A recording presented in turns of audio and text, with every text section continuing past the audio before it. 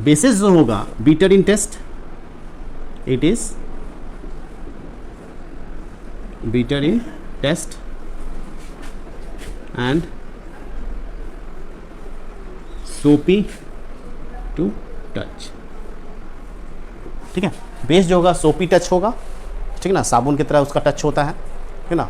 और टेस्ट जो होगा कैसा होगा, बीटर, तीखा जैसा, ठीक है ना। सर्फ को जीभ पर लेके देखो कैसा लगता है, बीटर टेस्ट, अच्छा नहीं लगेगा। तो वो जो होता है बेस होता है, ठीक ना, इसीलिए। उसके बाद जो होगा, ये जो होता है, हमने बताया था एसिड में कि एसिड ब्लू लिटमस को रेड कर देता है, ये बेस क्या करेगा, रेड लिटमस को ब्लू कर देगा। It turns red litmus to blue. ये वाटर में ये भी डिजॉल्व होगा, it can dissolve in water, ठीक है, कोई दिक्कत है। अब जो है इसमें जो होगा बेसिस में जब ये वाटर में डिजॉल्व होगा तो क्या क्या देगा, OH माइनस हाइड्रोक्साइड आयन दे देता है। When basis dissolved in water, then it gives OH minus यानी हाइड्रोक्साइड आयन।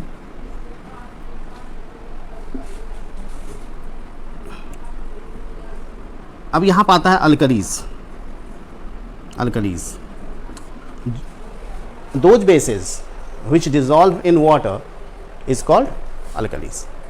जो बेस वाटर में डिजॉल्व हो जाएगा उसको क्या कहेंगे, अल्कलीज कहेंगे। सारे बेस जो है वाटर में डिजॉल्व नहीं होते हैं, इसका मतलब all alkalis are base but all bases are not alkalis, ठीक ना। तो those bases that dissolved in water are called alkalis। Example, NaOH, sodium hydroxide, KOH, potassium hydroxide. देखिएगा सोडियम हाइड्रोक्साइड का जो है कास्टिक सोडा भी इसको कहा जाता है, और KOH को कास्टिक पोटास भी कहा जाता है, ठीक है। अदर नेम है calcium hydroxide,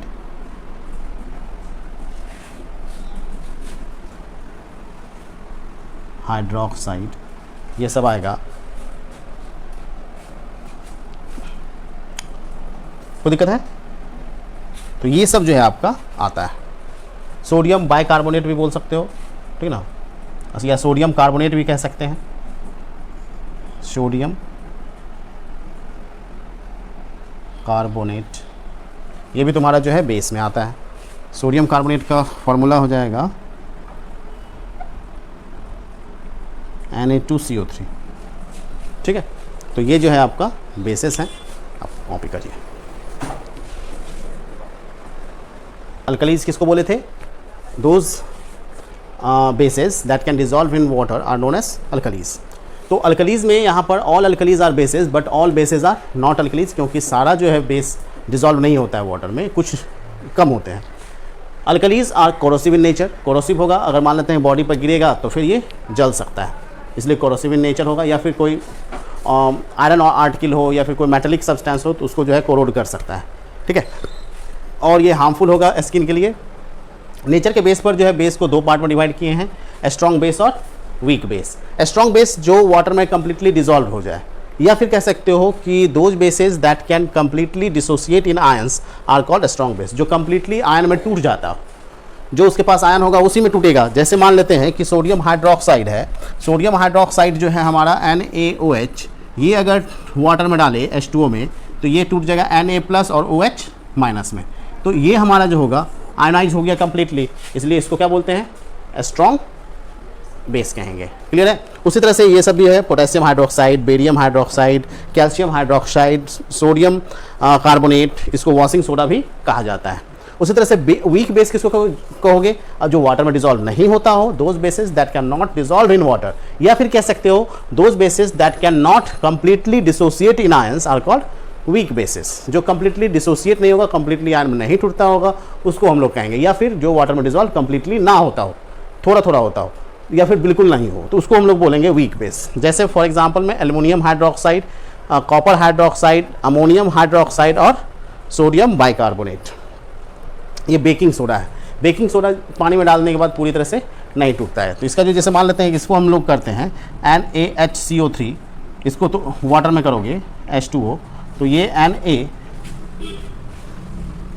Na plus HCO3 minus में टूटेगा, लेकिन ये पूरी तरह से नहीं टूटेगा, ठीक है ना, क्योंकि फिर वहाँ हाइड्रोजन रह जाता है, कंप्लीटली नहीं टूटेगा।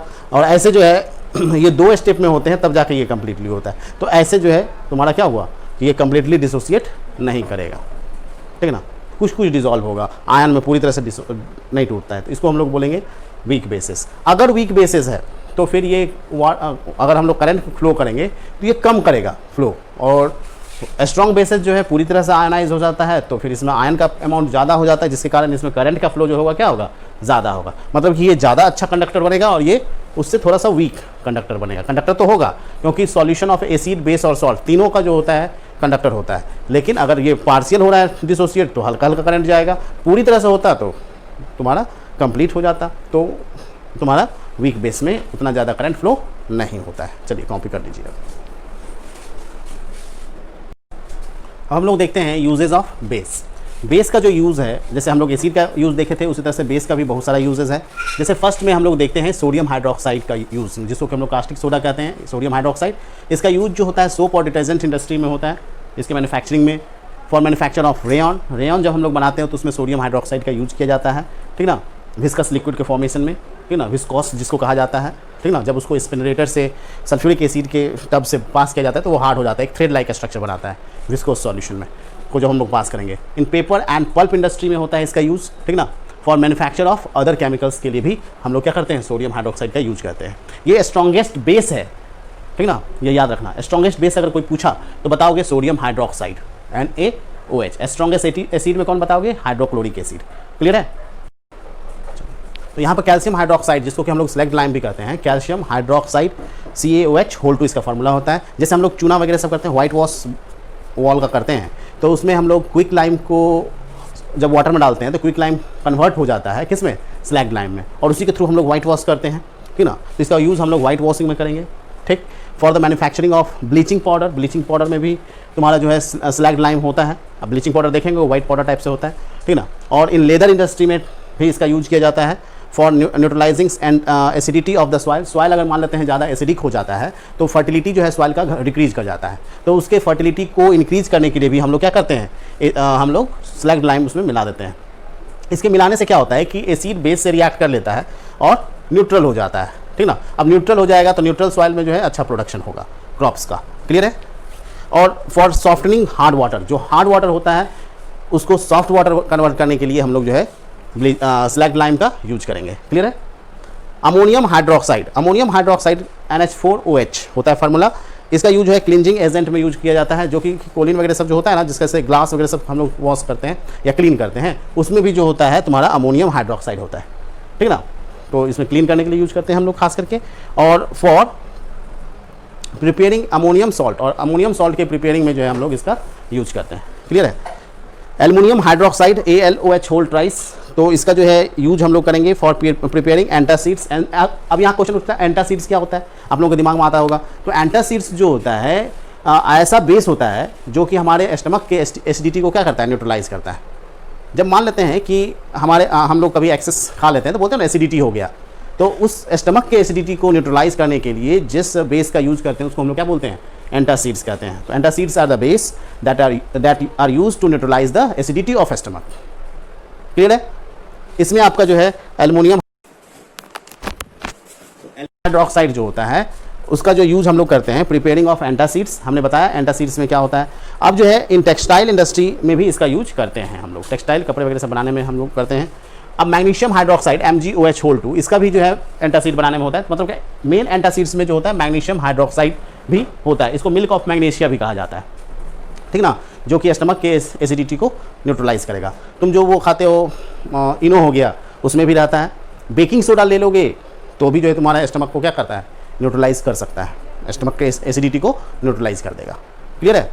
तो हम लोग इसका यूज करेंगे। अब जो देखोगे कि प्रिपरेशन ऑफ सोप के लिए जो है हम लोग जब ऑयल को या फैट को हम लोग कास्टिक सोडा के साथ हीट करते हैं तो हमारा जो है सोप और ग्लिसरॉल का फॉर्मेशन होता है, ठीक ना। तो ये सोप बनाने के लिए एक छोटा सा स्टेटमेंट, आपको एक क्वेश्चन पूछ सकता है कि हाउ सोप इज प्रिपेयर्ड, तो लिखोगे soap is prepared by heating oil और फैट विथ कास्टिक सोडा, ठीक ना।